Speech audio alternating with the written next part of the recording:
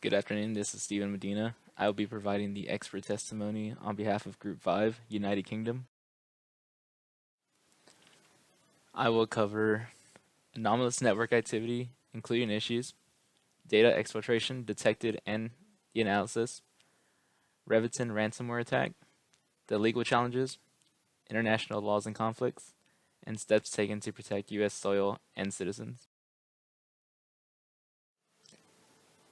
The UK security team was alerted of anomalous traffic by the Summit cybersecurity team and was provided a set of internet protocol addresses or IP addresses to analyze in order to determine the source with the intent of determining attribution.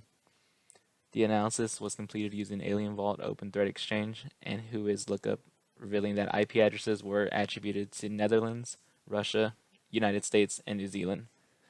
The combination of both websites allowed the security team to identify the source of the network traffic along with the risk associated with the source address. An issue that arose during the anomalous activity analysis was two Five Eye members had been found to be related to the anomalous network activity and include the countries United States and New Zealand. One of the US IPs is related to the Department of Defense Network Information Center, and this revelation can create issues due to the Five Eye Alliance stating that the involved countries agree to share signals intelligence but are not allowed to spy on each other in an adversarial way. The agreement means that even though the summit host has identified network traffic related to the Five Eye members, collecting more information could cause more harm than good during the summit. The United States reported data exfiltration detected in the intrusion detection system for the Five Eyes Alliance summit. The team was tasked by the Chief Information Security Officer to complete a forensic investigation, use packet sniffing tools such as Wireshark for network traffic analysis, identify attack vectors and attributes, and anything that can identify the bad actor. The team worked together to locate the breach, identify the attack, establish the intended target, and identify ways to prevent the attack. During the forensic analysis process, the security team used Wireshark Network Protocol Analyzer, revealing a denial of service attack, a brute force attack, a vulnerability that was exploited, and information retrieved from the Five Eye networks was completed.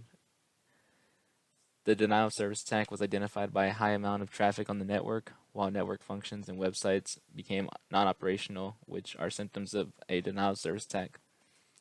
Examining packet activity labeled Internet Control Message Protocol Destination Unreachable revealed a brute force attack where this message is sent to a host to reset a transmission control protocol connection.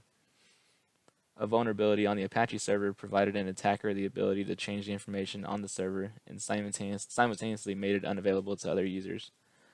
According to the CVE 2017-3167, if an Apache server is under the version of 2.2.33 and 2.4.26, the use of the following command can be used by third-party modules outside of the authentication phase, leading to authentication requirements being bypassed.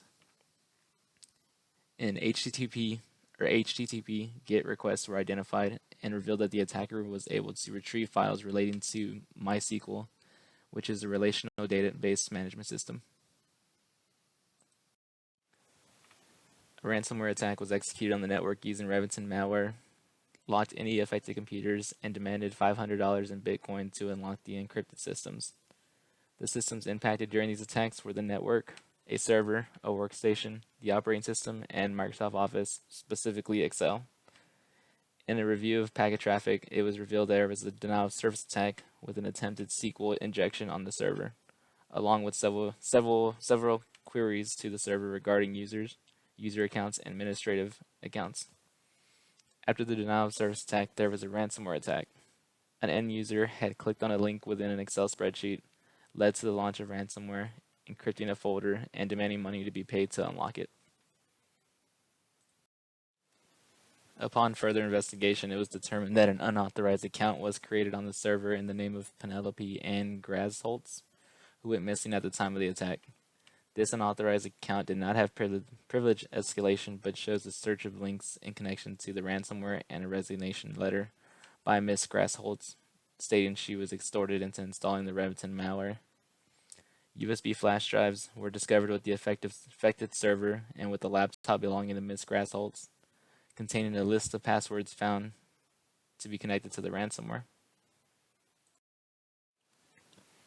It was determined that the denial of service attack was a diversion tactic for the Remington ransomware attack that was successfully conducted due to an insider threat. Although successful in their denial of service attack, server information search, phishing attack, and ransomware attack, they were not successful in gaining much pertinent information from the server hosting the Five Eyes Summit. The attackers were also not successful in receiving their ransom from the organization, as their ransomware was broken and data unencrypted successfully. Each country has specific compliance requirements that determine their cybersecurity best practices. The legal challenges associated with foreign countries are related to the factors, political issues, and commitments to international agreements to encourage cross-border collaboration. Additionally, the absence of agreements on cybersecurity issues can undermine international collaboration or within the specific country. If evidence stored overseas is required for an investigation, a request is made to the host country requesting the country to obtain the data with its own legal authority and is known as a mutual legal assistance. The UK and US have a treaty on mutual legal assistance, obligating both countries to provide evidence related to criminal matters. The legal challenges of obtaining electronic evidence stored remotely in another country depends where the evidence is stored, and if a warrant may need to be provided to access the evidence. Another consideration is if the evidence is stored by a cloud provider, if it's possible for legal authority to extend to the cloud environment without abusing privacy rights. The evidence in a cloud environment is stored in a data center, but owned by the customer, while the cloud provider owns the physical storage medium. Due to the United Kingdom being a part of the Five Eyes Alliance, an agreement exists that states the Five Eyes members cooperatively collect and share information by intercepting communications using signals intelligence. Information on the attacks was openly shared across all 5 countries. An example of openly shared information is the Internet Protocol addresses that were shared amongst the 5 countries with the goal of identifying the source. A conflict appeared during the analysis of anomalous activity from specific IP addresses, revealing that some IP addresses belong to the U.S. Department of Defense Network Information Center and New Zealand. The results demonstrated that 2 members of the Five Eyes Agreement may not be acting in good faith.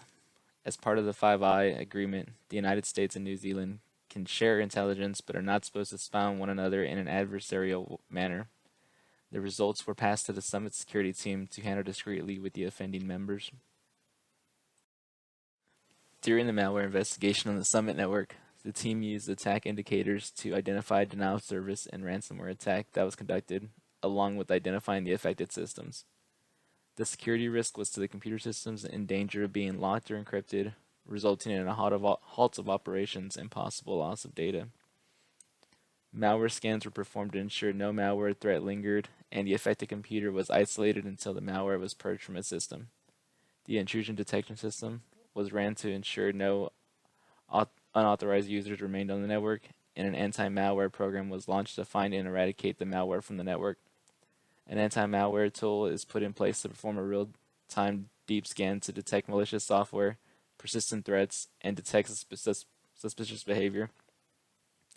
Anti-exploit technology is set up to block ransomware components before they hold files hostage. Other modifications include enabling pop-up blockers, keeping Windows and other software updated, regular backups offsite, and enabling antivirus.